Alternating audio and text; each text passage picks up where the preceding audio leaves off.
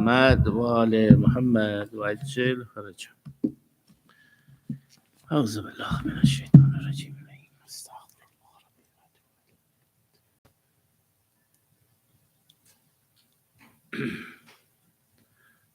إن الله وملائكته يصلون على النبي يا أيها الذين آمنوا صلوا عليه وسلموا تسليما. اللهم صل على محمد وآل محمد.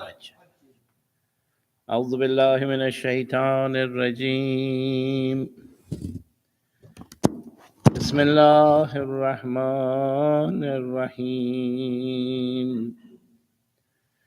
يسبح لله ما في السماوات وما في الأرض الملك القدوس العزيز الحكيم. هو الذي بعث في أميين رسولا منهم يتلو عليهم آياته ويزكيهم ويعلمهم الكتاب والحكمة وإن كانوا من قبل لفي ضلال مبين. وآخرين منهم لما يلحقوا بهم وهو العزيز الحكيم. ذلك فضل الله يؤتيه من يشاء والله ذو الفضل العظيم. صدق الله العلي العظيم. اللهم صل على محمد وآل محمد وعجل فرجهم. بسم الله الرحمن الرحيم. This Surah Al-Mulk is one of my favorite surah to hear almost, if not daily, weekly, at least one time I let it play and listen to it. You know, some people have favorite songs. Some people, Auzubillah, this surah is so beautiful that becomes your friend. It becomes your favorite ayat to listen to. Because Allah subhanahu wa ta'ala, it mentions at the very beginning that I choose this Rasul and gave him the kitab and kept him in cleanness to listen to him and learn from him. And he is the Akharin Rasul. So a lot of times we deal with people that bring a man-made religion and insist that this kitab is not the Akharin. And it says, how could you do that? Because Allah subhanahu wa ta'ala in Quran mentions that this is Akharin kitab. And this is it, and you have to learn from this Rasul, from this kitab, and consequently from Ahlul Bayt, from Amir al-Mu'minin, which brings us to the occasion tonight. Yesterday was the day of Shahadat of Amir al-Mu'minin, that makes today the second and tomorrow the third. For some reason, if we have a parent, a child, or somebody in our family, when they pass away, at least in Iran, there's a culture that they do not just bury somebody and leave him there alone in the qabristan, in the cemetery, and go after their worldly affairs. So we go there next day, the night of the 3rd, night of the 7th, night of the 40th. They all have some occasions that we go back and tell that Mayyet, that we're still remembering you. We are still here to read Quran, read the Fatiha for you, and we are not leaving you just like it's over. It's not over. Amir al-Mu'minin is, at least for us Shia, is a very important person, and we have to say condolences to Imam Zamanullah that his great grandfather has been passed away, and we have lost Amir al-Mu'minin. But inshallah, with his guidance, we don't lose the message. The youth have to continue our path, and inshallah, we will have the opportunity to pass this in our down path into our next generations. Saying that, tonight, the night of 23rd of Ramadan, is with many, many riwayat and hadith. They said that this night is very important. We have come 22 days by my counting of the Ramadan, and we only have one more week. So after next Thursday night, the Ramadan is over, and we are told to celebrate the Eid of Fitr.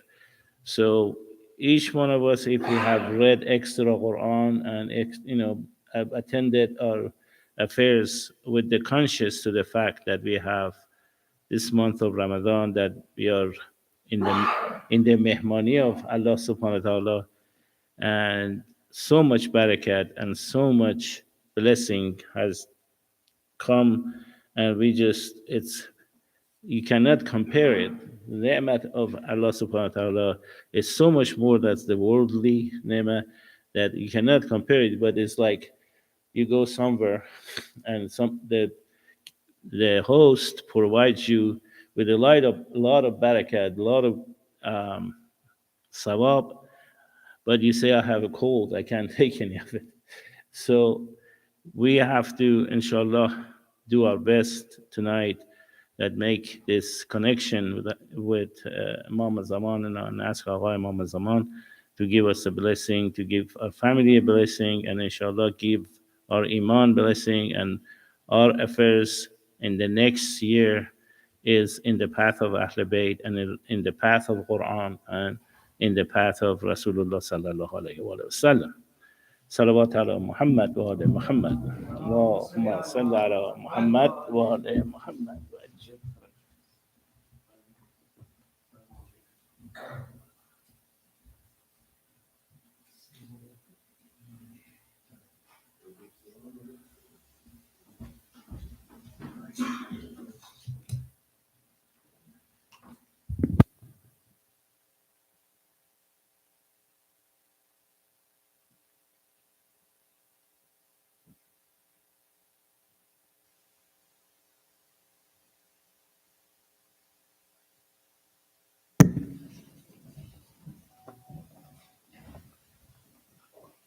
محمد وآل محمد صلوات اللهم صل على محمد وآل محمد عجل. لا حول ولا قوة إلا بالله العلي العظيم. أعوذ بالله من الشيطان الرجيم. بسم الله الرحمن الرحيم. الحمد لله رب العالمين، والصلاة والسلام على سيد الأنبياء والمرسلين وعلى أهل بيته الطيبين الطاهرين المعصومين، سيما مولانا بقية الله في الأرضين، روحي وأرواح العالمين له الفداء.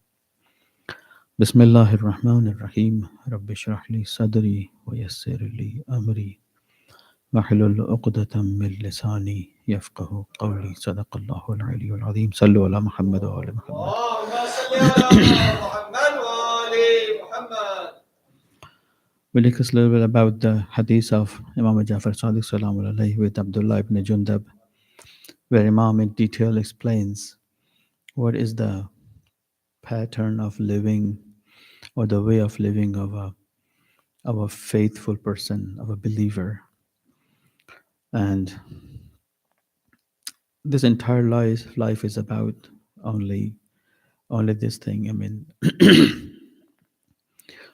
people of dunya, people of world, they have been deceived by lots of devils, shayateen or iblis, with few couple of sentences, and they say, life is once, enjoy it at most, enjoy it as much as you can. I mean, this is the most wrong sentence, most false statement.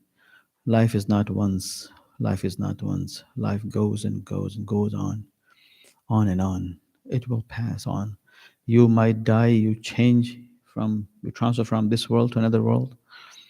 But you are not going to be disappeared. There's no Adam in front of us because this is the human psychology. Um, a great psychologist says, a great psychologist, his name was on my tip of my tongue, I just forgot. He says, if you keep saying some sentence a couple of times every day, after 20 days, everybody will believe it. If you keep saying something every day and then again and then again and then again, after 20 days, everybody is going to believe, except very those they have in their mind always two words they will never accept, and they will ask, then what? Awliya, when shayateen surround them and they push them for something, for some faith, some belief, some wrongdoing things, and they say, no, we are not going to do this. So it is famous in this worldly life. Life is once. Enjoy it as much as you can. And this is the most false statement. But because this has been told through the news, television, media, internet, movies, those who call themselves philosophers, they have no knowledge of true philosophy. They keep saying that. They keep saying that. So, and this is going to happen, especially when political leaders they surround you with a tons of devices of media, and they're putting one thing in your mind, in mind of all human being, by a lots of words, by a lots of means, with one point: life is once. Enjoy it as much as you can. And that's the problem. Those who are not familiar with the godly signs, those who are not familiar with the godly signs, eventually they are going to be deceived by this sentence. So we have to be very careful. Life is not once, and we don't have to enjoy it only for once. No, it's not going to happen. You're living in a city. Let's say you live here in Kansas, and now you're going to be somewhere traveling towards, let's say, far away north, towards Maine, New Hampshire, and there is no train today. So all you have to do, you have to rent a truck from your friend, a big truck, a big van, or you have to travel with the van or truck to that city. My question is simple. What will you take with you? What are you going to take with you if you're traveling from here, let's say to the Maine, or maybe to the all the way western north or northern west, California somewhere, Seattle somewhere? What are you going to take with you? All your shoes, all your shirts, all your pants, your kitchen, your fridge, your bedroom? No, you're not going to do this. You're going to take a couple of shirts, a couple of pants, one or maybe two pair of shoes, some money, some torch, some emergency stuff, and that's it. Very small stuff. This dunya is just like a truck. This dunya is just like a van. We have came to this world, and our job is something else, not carrying my personal stuff. No, I'm not here in this world to carry my personal stuff. You are sending me from here to Maine, full stop. You said, go there and deliver this machine, this iPad to that person. All I have to care about this machine because he's paying my journey, he's paying my gas, he's paying, borrowing me a truck, he's giving me his truck, and he's paying me a good money for this life. Just drop this off and come back. Your job is done. So you're not going to put your fridge in your car, your bedroom in your car, all your devices in the car, all your belongings in the car. No, you're not. Because you know you're a traveler. Tons of ahadith from Masumin, infallibles, says keep reminding it, keep reminding it, keep reminding it. Just keep in your mind. We are travelers. We are travelers. We are travelers. A group of scholars, maybe 50 years ago, were visiting a great scholar in Egypt who was a great Wali Allah, great master, was very famous at that time. I could guess him his name, but don't want to bring his name up here. A group of scholars from America visiting him. They arrived to Cairo, went to his home, a big home. A sheikh is sitting in a corner with a small table, couple of books around him, some papers, notebooks, pens, pencil, all empty. So they started talking with the sheikh, and they talk a lot. After when the little become good friend after hour two or three, they say, Sheikh, just one question. I mean, we're coming from America to see you here, but your home is all empty. So where are your belongings? Right there, Sheikh responded to them, where are your belongings?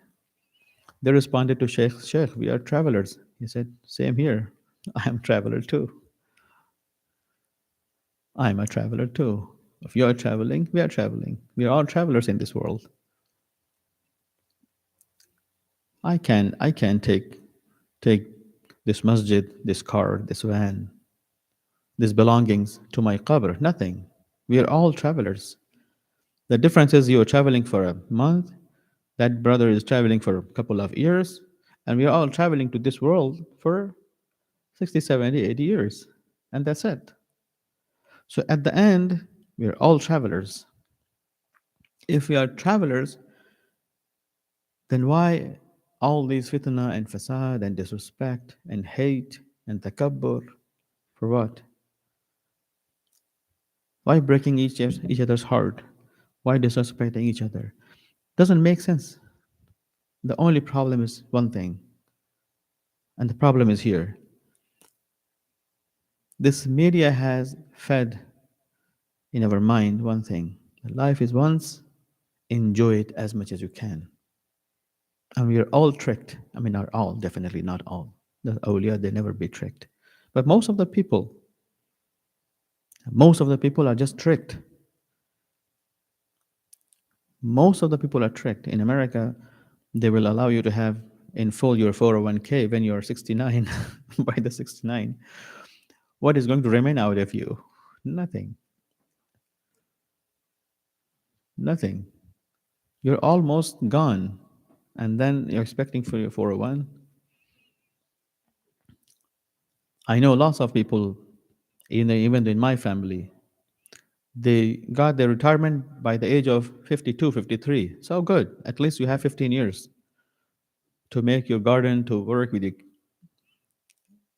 plans, to raise your grandkids, enjoy the time with your children, with your grandkids. But by the age of 69, it's all about false hopes. Nothing more than that.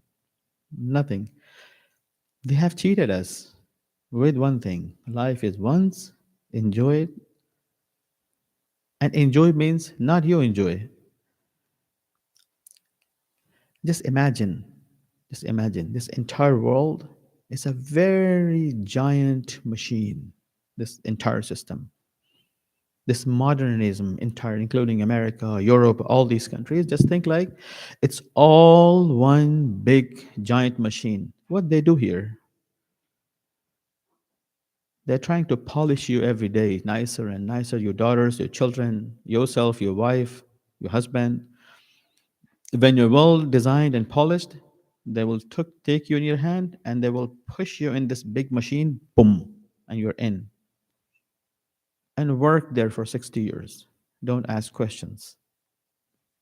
And you keep running, you keep running, you keep running. And you're 30, and then you're 40, and you're 50, and you're 60, and by 60 you started shaking and saying, oh my God, time is going to go away, running away. And we forget. Most of us, we forgot how to see the smile of your voice, your wife, your children, your daughters, boys, your neighbors, your friends. Because we're busy. Busy for what? We don't know. But we are all in one big fear, and that fear is life is once. Enjoy it as much as you can. Enjoy it as much as you can. And we are tricked. Those who are tricked, they are going to lose every single thing. Nothing will remain at the end, including themselves. Sallu ala Muhammad wa ala Muhammad. اللهم صل على محمد وآل محمد. In this hadith, Abdullah ibn Jundab, Imam Sadiq told him, يا ابن جندب لو أن شيعتنا استقاموا لسافحتهم الملائكة ولأذلهم الغمام. If my Shia would stand on their values as I want from them to be, just like Malik Ashtar, like Abu Zar, like Salman, like Ammar, if they stood up for this, as they stand up for their values, they live according to what we taught them, Malaika, angel would come to shake their hands. Man, this is not my words. You can say, Sheikh, you are crazy today, out of mine. Don't accept my words. You can't say that. This is Imam Jafar Sadiq Salamullah alayhi. And the sanad goes to Tuhaful Uqul, Ibn Shubay Harrani, one of the best books. Imam Sadiq says, يا ابن جندب يا عبد الله بن جندب لو أن شيعتنا لاستقاموا أو استقاموا لسافحتهم الملائكة ولا أظلهم الغمام. Angels would come and shake their hands, and they will always remain under the shed or shadow of clouds. Clouds will remain on their heads if you become a strong Shia, if you follow Ahlul Bayt as they want from us. ولا أشرقوا نهارا ولا أكلوا من فوقهم ومن تحت أرجلهم. Allah will make your day enlightened with the nur. Your life will be nur. I explained it a little yesterday. Your life will turn into barakah. Barakah does not mean I have a lot. This is not barakah. Barakah means what I have, it's good, sufficient, and I can have benefit of that. That is barakah. That is a barakah. If you have a very expensive car, I don't know, give me a name of a very expensive car. What's the name? Maserati. Something better than that? Anything else? Lamborghini? Someone said Lamborghini. Lamborghini, let's say. If I have a Lamborghini in my front yard, right? But my father says we don't have money to repair this car, so don't use it. Just let it be here so people can see it. At least we have a Lamborghini. But drive your Honda, your Corolla, or your Camry, or whatever you have, Chrysler. Drive that car. What is the benefit of that Lamborghini? Just for riyakari, showing off that I have a Lamborghini? No, there's no use for it. Is that car is barakah for me? Definitely not. If you have a wife, she doesn't love you. If you have a husband, he doesn't love you. Is there barakah in your life? Oh, my wife, her hair is like angels, her this is like this, and like Hur al-Ain and this and that. And your husband, like my husband is like his arms like Ali ibn Abi Talib and his waist like Abu Zar and his chest like Salman al-Farsi. Then what? If it doesn't love you, then what is the barakah here? If she doesn't love you, what is the barakah? But if you have a wife, she loves you. If you have a husband, he loves you. There's a barakah. Barakah means if you can have benefit of something. Imam Ali said, if you become Shia, if you follow us, listen us, what we have told you to you, just follow our guidance. Angels will shake hand with you. Clouds will give you shadow on you. Your day will be lighted or enlightened. Your day will be full of nur. There is a barakah. Nur means there's a barakah in your life. And you will eat from skies and ground. God Almighty will support you from any or everywhere. وَلَمَا سَأَلُوا اللَّهِ شَيْئًا إِلَّا عَطَاهُمْ. And you will never ask anything from Allah subhanahu wa ta'ala except He will grant to you if you become a Shia. Today morning, when I was trying to prepare this lecture, after Salat al-Subh, I just slept for a couple of hour and a half. Usually I sleep after after sunrise. So I slept after sunrise for hour and a half. When I wake up, I was thinking this Laylatul Qadr, what I'm going to discuss tonight. Something really beneficial, which can what can benefit us.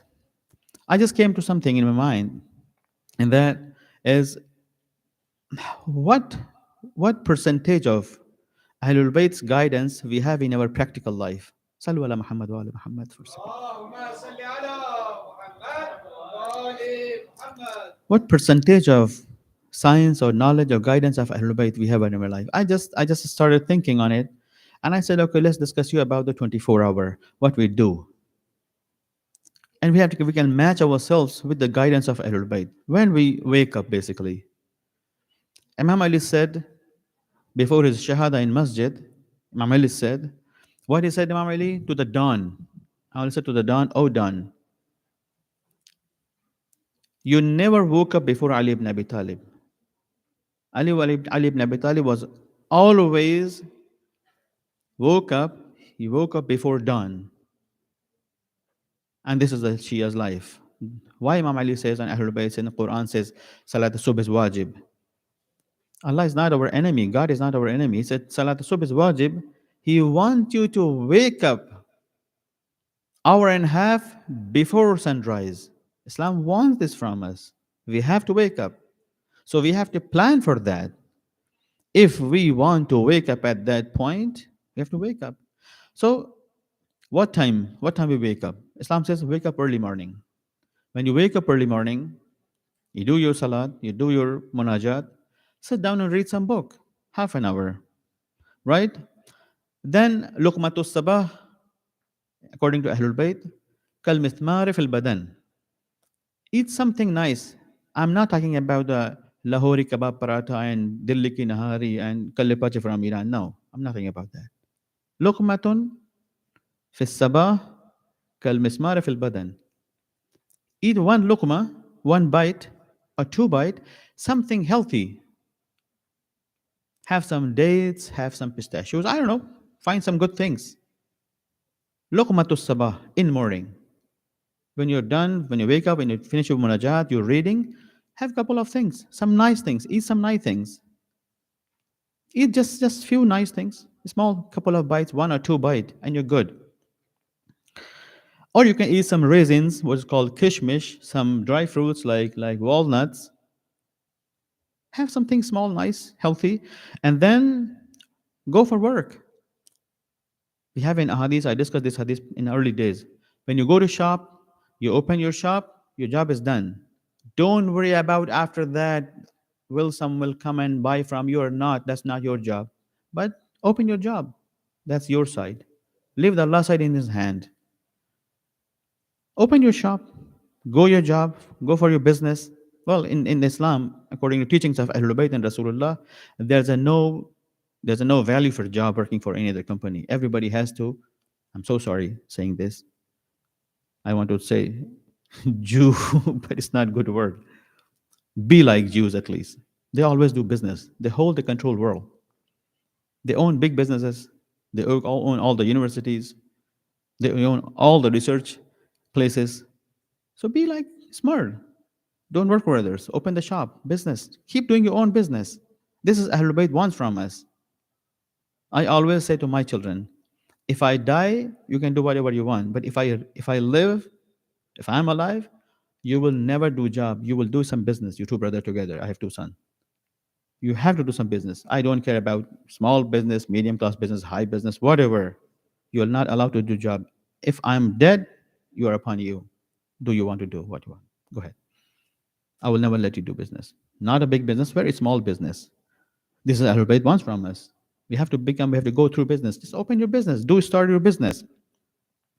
Come back because you have woke up 2 hours, hour and a half before sunrise at the Fajr.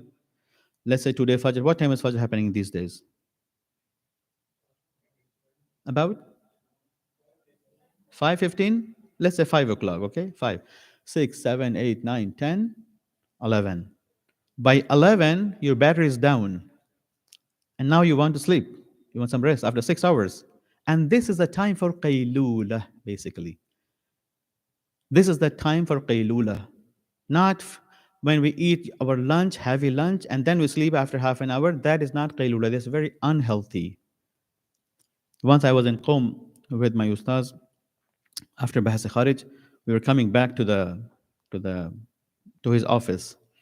It was around 11 o'clock, and well, as a young students, uh, we were energetic at that time. But my master, he was just yarning like like that. So when he yawned, I look at him. When I looked at him, he hit me like this, like, "Don't look at me like that." I said, "Why?" He said, "For you is morning, for me is noon." He's correct. I asked from his son. He said, Hajaga sleeps 8 o'clock evening, 8 o'clock, 1 hour, half an hour after sunset. And he wake up every night, 3 o'clock or two and a half.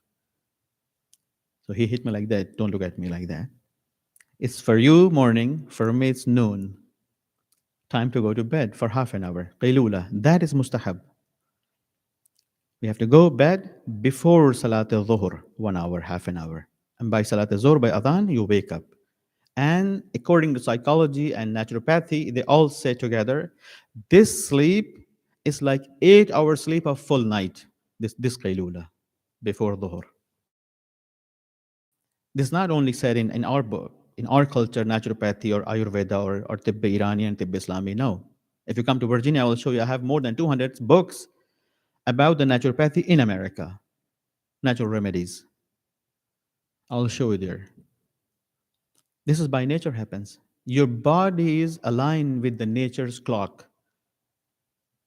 With the nature's clock. In the old times, 100 years ago, how people you usually recognize what the Fajr time, what is the Maghrib time, how? If there's an all cloudy day, any response? Go ahead. Any answer? How people would recognize now the time is for Maghrib. Bismillah. Before the clock, 200 years ago. How? I mean, they can guess, but what was the clock? How? It's a Maghrib time. With the chicken. With the chicken. They used to keep chicken in their villages. When sunset happens, doesn't matter there's a cloud or no cloud. Chicken will be like this. Guys, time for Salat, Maghrib. Allahu Akbar. That's how people used to live. Early morning. How do the guys it's Fajr time? Ahsan. Roosters usually talk about the sunrise. Cows woke up earlier. More. Thank you so much. It's a Fajr time. Very simple. Your body, your spirit is aligned with the nature's clock, with nature. That's how people used to live. And then you sleep after Qaylula, then you go for a Salat al-Dhuhr, and then you come back to home. You go some work for 3 hours, you work again. And then, according to Rawayat from Masumin, moment, don't get frightened. There's no place for fear. Oh, Sheikh, you create a problem for us. No, I'm not. Moment has 2 food in a day, or 3 food in 2 days. Full stop. Not more than this. So if you want to eat too much, you can have 2 foods. Morning, around 10, 11 o'clock, a good meal, breakfast, and then next, before Maghrib, half an hour. What's called in America, they call it supper, if I'm correct, right? Supper. Moment has 2 food in 24 hours, 1 day, or 3 food in 2 days. So if you miss one of these food, no worries. You can have some fruits, some dry fruits, some normal thing. We have lost this culture long time ago in our countries in Middle East, except Iran, India, Pakistan, Afghanistan. We lost this culture. Iranian kept this culture until today. Not in the city life, but they still kept this culture into the rural countryside life. When I was married, my wife is from Iran. When I was married with her very early, maybe 20, 60, 17, 18 years ago, at the night she used to bring for me some cheese and some hindune, what do you call? watermelon, some cheese, and bread. I was like, what? What is this? This is food? I'm coming from India. We have like big food. Bring me whole kebab thing. She said, no, this is Iran. This is Iran. Have a little bit, few bite, and go to bed. Finish. That was correct. This is Islamic way of food because you had your dinner an hour before, Maghrib. But after 2, 3 hours, when you go to bed, you're a little bit hungry, so you can have some melon, some fruit, something, and you go to bed. Moment has two food in a day, or three food in 2 days, not more than this. And then meat. According to Ahlul Bayt, we have to eat meat once in a week or once in a 10 days. But in 2 days' life, I think only breakfast we don't eat meat. Even though if you yeah, sallu ala Muhammad wa ali Muhammad. اللهم صل على محمد وآل محمد. We are very close to start something, some meat thing in breakfast too. According to Ahlul Bayt, once in a week or once in a 10 days, once in a week. And the best meat for you is lamb. And then Ahlul Bayt describe it. Camel is for your riding, horse is for your riding, donkeys is for carrying your stuff. Donkey is halal, by the way, horse is halal. But you can't eat. You don't eat it, you better. The best eat, lahm al-naqi, yani. The best meat for eating you is lamb. And let me do some ghibat of chicken. It's ghibat, right? Bad things for chicken. Chicken is the pig of birds. 70 years ago, people used to eat chicken as they used to feed herbal medicine to chicken. After 40 days, they slaughter it, they eat it. So that's how they're going to eat medicine through the meat of chicken. Otherwise, there's no. But they used to eat a lot of birds, like pigeon. I don't know. I don't even know. I don't know the names of the birds. Lots of birds. It was part of the culture. Muslims used it all around the world. But chicken was the least. Chicken is the pig of the birds because chicken clean the land, eat every garbage, just like pig. Pig eat every garbage. Islam says, Islam doesn't look to the body. Islam look to the spirit. Allah has created this animal for cleaning the earth. Pig is going to clean the jungle. Chicken is going to clean your front yard and backyard. Kill if you have snakes around you, the chicken is going to kill the snakes. And that's the use of chicken. But now we're eating chicken every day, almost. And then when you work a little bit afternoon, you come back very early, 2, 3 hours before the sunset. You spend some time with your family, and then you go to bed right after Maghrib, half an hour, 40 minutes, 1 hour. If there's a no internet, there's a no light, if there's a no social media, right? And you have nothing to do. So by nature, you will fall down in your bed. So maximum, all you can stay awake just 1 hour after sunset. So if sunset happened what time today? 8 o'clock, right? If these days. By nine, you're completely gone. If you sleep by 9, 10, 11, 12, 1, 2, 3. Whether you're old or young, after 6 hours, you will wake up just like a 18-year-old boy, so energetic and healthy. Where is that life? That is a life recommend Ahlul Bayt for us. Where is that life? How much of us follow this pattern of life?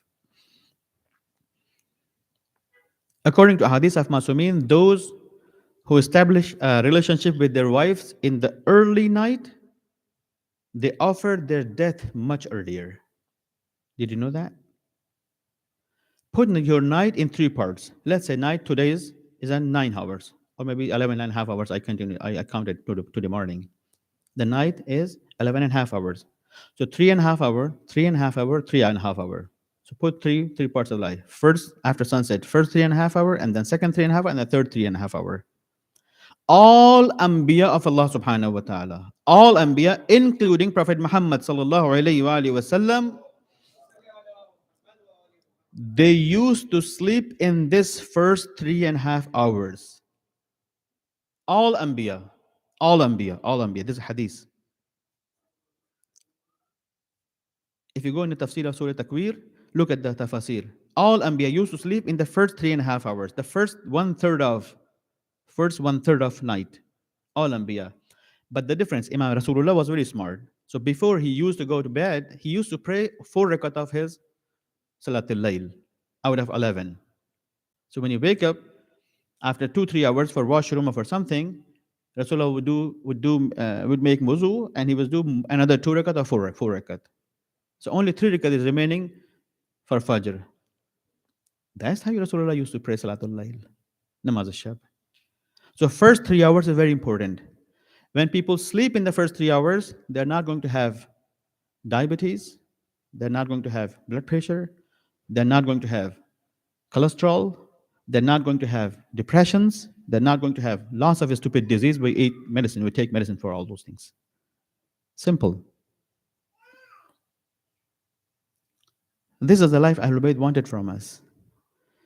When people sleep in one third part of the night, and usually they used to wake up at the last moment of second part of the night. So after 6 hours, almost around 3 o'clock. You can't believe that if you wake up at that time, you feel so energetic. People used to study there, work there, establish a healthy relationship with their wife, not wives. Today's men cannot handle only one wife. I'm so sorry saying this.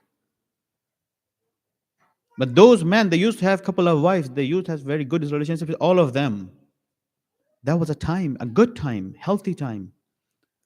They were not dying out of loss of man-made disease just because we change our lifestyle. They used to now pay attention to these points, my brothers and sisters. This is important. Now we live in the homes. The temperature is equal to our bodies. It's not healthy. We should live in summer in a little warm weather. In the winter, we should live in a cold weather. That is healthy for the body. In winter, you can run some heaters. You can don't kill yourself. Say, "Oh, Sheikh Ammar came here and they just killed us." No, I don't want to kill you here. And they used to take shower with the cold water, not very cold, but a little cold. Rasulullah, Ahlul Bayt, all of them, not with the boiling water. But most of us, when you go to hammam, when we come back, we're almost just like boiled egg. Subhanallah, what is this wash?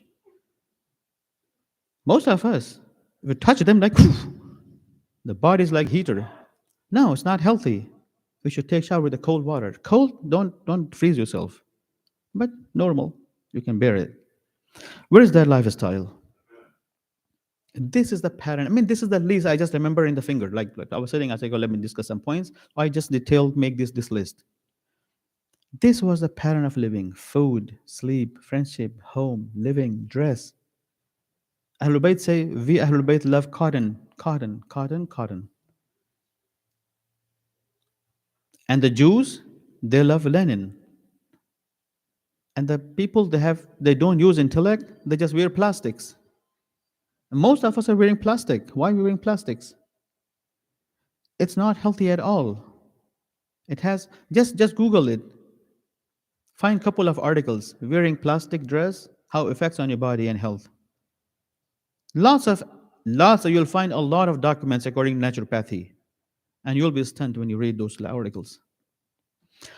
So where did gone all this lifestyle? Because we think we have to go with the flow of this worldly values, and we quit all those values of Ahlul Bayt, all the teachings of Ahlul Bayt, teachings of Rasulullah, teachings of Quran and Quranic values. A man was rowing back his small boat with a couple of big fishes to the shore, and the businessman was sitting right beside the shore and watching him and said, "Oh, wow, you got all those big fishes.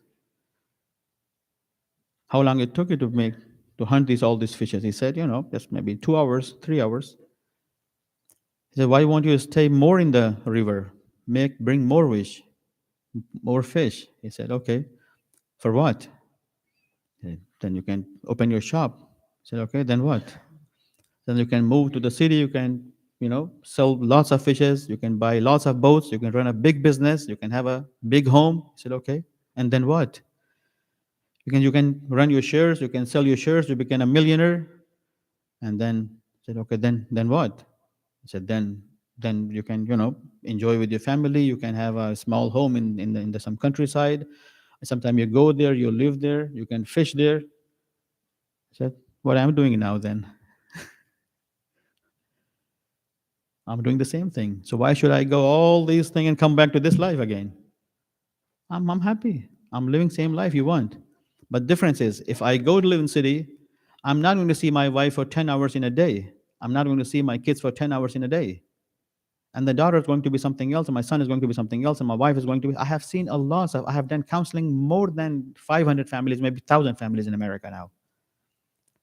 How many examples I can give you? Just wives and husband, they become separated just because of that, because of one reason. Wife says, my husband had no time for me. And husband says, I have no time to see my wife. When she comes from home, she's tired. My husband is coming, he's tired. So there's a nothing, no charm, no taste in the life. Ahlul Bayt never wanted this life from us. Why Islam said man has to work into ahadith. If man is depending on the wife's salary, he is mal'oon. In the Islamic value, Sallu ala Muhammad wa ala Muhammad. In the Islamic values, if a man depends on his wife's salary, he is mal'oon. La'anat shude. Man has to work, go and work. Wife has to create a beautiful home life. For a lady working outside is very easy compared to have a couple of kids and raising them a good Shia. Can you believe that? Rasulullah said, if a family has three daughters, and you raise them nice, hijabi, mutadayyan, mutashakhis, if you raise three girls nice, there is no hisab in Yawmul Hisab for you. There's a no hisab for you in the day of judgment. You just come out from your qabr and straight just move towards Jannah without any question and answers. I'm talking to all of those. They're not late yet, so you can bring three girls if you want. This is a hadith of Rasulullah. If you raise three girls nice, mu'mina, mutadayyin, mutashakhis, there's no hisab for you. In the day of Qiyamah, you just come out from qabr, move towards Jannah. While people are going to stay there maybe hundreds of years. According to hadith, one day in Yawm al-Qiyamah is going to be equal to 100 or 50,000 years of this ground. Let's say 50 weeks of this life, 50 months of this life. Only one day. That's how people are going to stay in the day of Qiyamah. But those have raised three beautiful daughters, nice daughters, mutadayyin, mutashakhis, they're going to move towards Jannah without any question and answer. Isn't it a good deal? So where is Islamic life? When we sleep, when we wake up, what do we eat, how much we eat, what do we eat, what we wear, how is our munajat, how is our dua, how is our relationship with the husband, with the wife, with the kids? Lots of things. We are working totally against the religion. We are going to be in big fitna before the Zuhur Sahib al-Zaman. And it's been said by Imam Amir al-Mu'mineen in Nahj al-Balagha, when fitna comes, no one can understand that fitna is coming. Only scholars knows that fitna is started happening. But when fitna is leaving you after destroying you, then everybody realizes, oh, we were in fitna, now we are all messed up. So listen to scholars. I always recommend in my majalis and lectures books. There's a very good book. I mean, I don't know if it's translated in English or not, but I'm pretty sure this is translated in Urdu as well. They call it Az-Zahra from Sheikh Ali Qurani from Lebanon. He lives in Qum. It's a very beautiful book. Read this book. According to Rawayat, what is going to happen before Zuhur Sahib al-Zaman? Asr Zuhur. It's a very good book. It is in Arabic, it's in Farsi, it's in Urdu, but I am not sure it's in English. We have to read these things. We have to prepare. Imam Ali said, for fitna, you have to be ready before it comes to you, before it hits you. So prepare yourself. We have to prepare ourselves. Fitna is not going to just like follow the ulama, not the crooks. Very Directly, I'm saying this. Follow the scholars, not the crooks, especially those who are coming from India and Pakistan with the topi and sherwanis. They have no knowledge. Please follow the scholars, only follow the scholars. Why Iran is Iran? Why Lebanon is Lebanon? Why some countries are better than other countries? People, they listen better. They're scholars, they're more saved. They're more in protection of Allah subhanahu wa ta'ala. But those don't listen, they're scholars, they're going to be in big trouble. I'm glad saying that. Now, I mean, Iran is like incredible, uncomparable. There's a tons of mujtahideen and fuqaha in Iraq. There's a lot of fuqaha in Lebanon. There's a tons of, I mean, not tons, but there's a very much, too much mujtahideen and scholars. Alhamdulillah, now in Pakistan, we at least we have 15 to 20 mujtahideen and scholars, great scholars. Connect with them, read their books, talk to them, go and visit them, be in their mahfil, be in them, bring them here as much as you can. Stay connected, strong with the scholars. Before the zuhur of Sahib al-Asri was Zaman, there's a lot of things are remain, but inshallah, I'm finishing here and we will talk, continue inshallah this hadith tomorrow, because what is the time of Maghrib today is 8:11. So at least we have one more hour. Sallu ala Muhammad wa ali Muhammad. اللهم صل على محمد وآل Couple of sentence from Wasiyat of Amir al-Mu'mineen Salamullah alayh. Just, and this wasiyat is not only for Hassan and Hussein. Let me tell you here. Imam Ali said, "Usikuma bi taqwallah." I don't go with the muqaddamat, just only to direct the words of Imam Amir al-Mu'mineen. "Usikuma bi taqwallah wa alla tabghiya ad-dunya wa in baghatkuma." My children, Hassan and Hussein, this is my will to you. Usikum bi taqwallah. I translate taqwa is not fear. Taqwa is true deep love of Allah subhanahu wa ta'ala.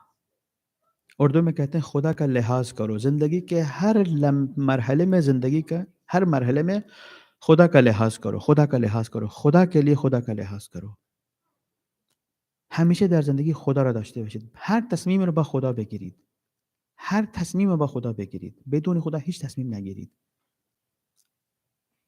اگر توش خدا نباشه تصمیم نگیرید نخواهید اون کار رو اگر خدا به دست نمیاد رهاش کنید تقوا means decide everything involve Allah subhanahu wa ta'ala in that every single deed even if you're putting your scarf on your head when you're putting your shirt on your head when you're going to take a shower when you're going to fix your bed even though those small things bring Allah subhanahu wa ta'ala always why I'm doing this if I'm doing this for Allah subhanahu wa ta'ala that's correct otherwise no I'm in trouble so bring Allah subhanahu wa ta'ala then Imam says Allah tabghi ad-dunya wa in baghatkuma never go behind these worldly pleasures even though this dunya come to you say thank you stay away from me if others offer you this will this job my brother come for this deal forget the namaz forget this thing forget the problem just better deal and better deal and then at the end you say you want the deal of shaitan totally gone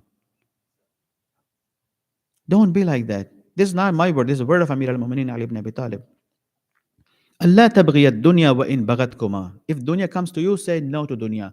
I'm good. What I have, I'm satisfied with it.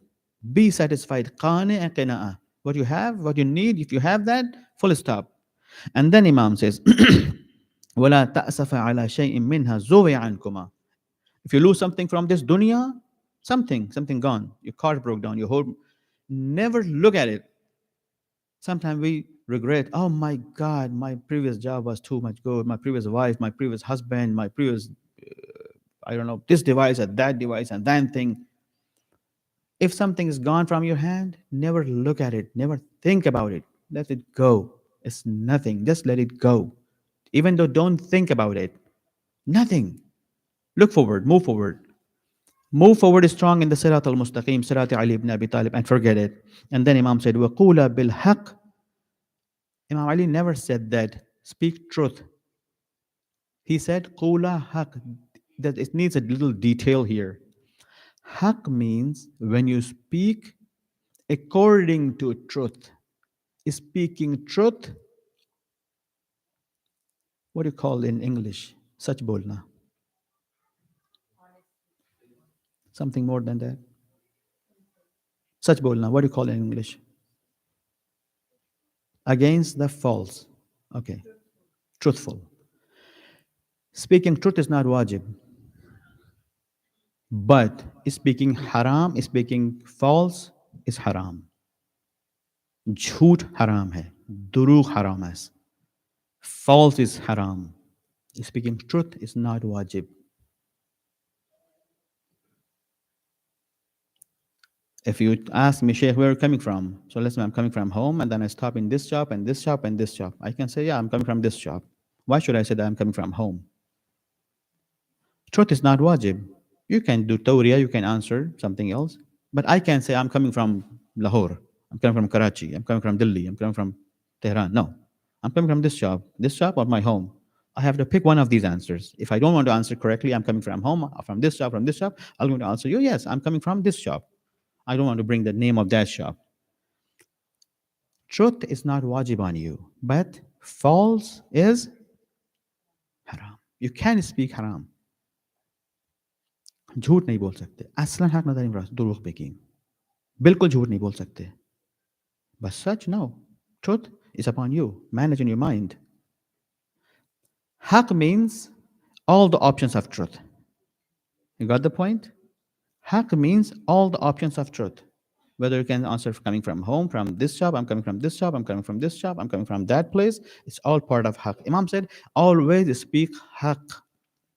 وَقُولَا بِالْحَقِّ وَعْمَلَا لِلْأَجْرِ. Do everything you want to do, but look ajr for Allah subhanahu wa ta'ala, from Allah subhanahu wa ta'ala. If there's ajr for you in this action, do it. If there's no ajr, please don't do that. Don't say that, let me get this bribery, let me speak something haram, let me do some rishwa, bribery. Ar-rashi wal-murtashi kilahuma finnar.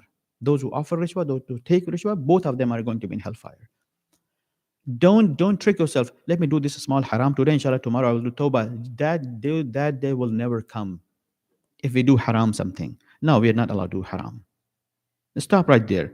And then Imam said, وَكُونَ لِلظَّالِمِ خَصْمًا. For the enemies, لِلظَّالِم, those who are doing zulm, be their opponent. If you can't go to fight in Yemen, if you can't go to fight in Palestine, if you can't go to fight in Iraq, no worries. You can participate in Yom al-Quds at least. You can say your words, I'm against this zulm that's happening in the world. But always support Madhloom, at least be on the side of Madhloom. Do something.